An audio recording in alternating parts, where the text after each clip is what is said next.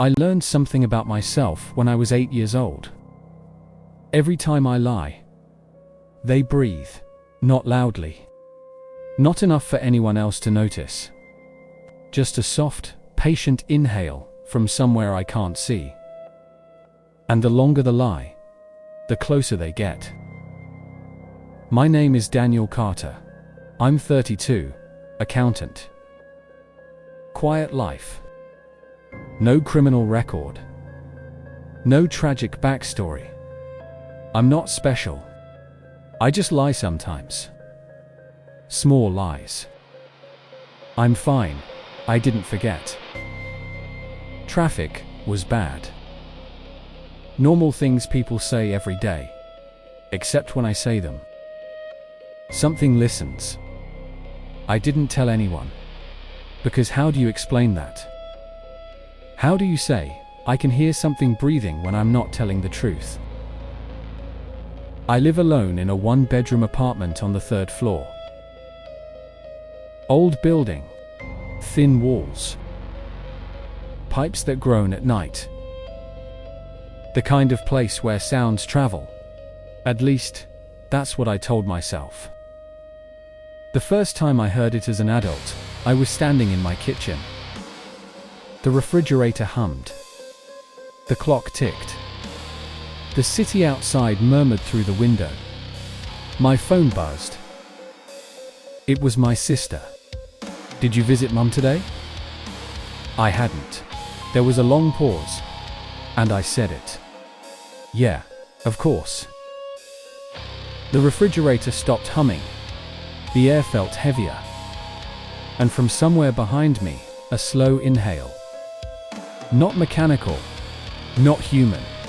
Wet. Close. I didn't turn around. Because I already knew something. It wasn't in the room. It was in the silence. Waiting for me to finish the lie. The next few days, I tested it. Little lies. I already paid that bill. Breathing. I'm almost there.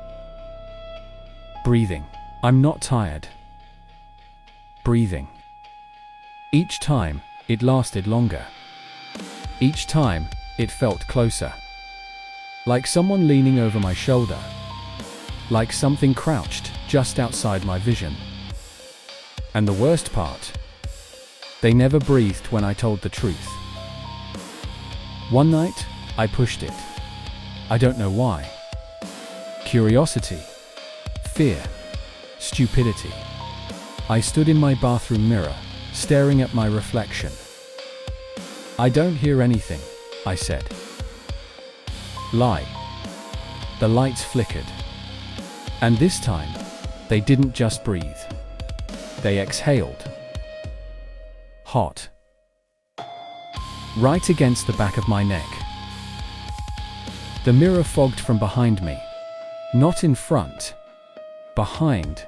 And slowly letters formed in the condensation. We do. I wasn't alone in the reflection. There were shapes standing behind me. Tall. Bent. Featureless. Listening, after that night. The breathing didn't wait for full lies. Half-truths were enough. Hesitation was enough.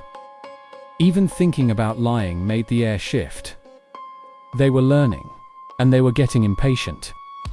I stopped talking to people. Stopped answering calls. Stopped going outside unless I had to. Because the more I avoided lies, the quieter they became. But silence isn't sustainable. At work, my boss asked, "Did you finish the report?" I hadn't. My mouth opened. I felt the air behind me collapse inward. And suddenly, the office lights dimmed. The computer screens flickered. And beneath the hum of electricity, hundreds of overlapping breaths. Surrounding me. Layered.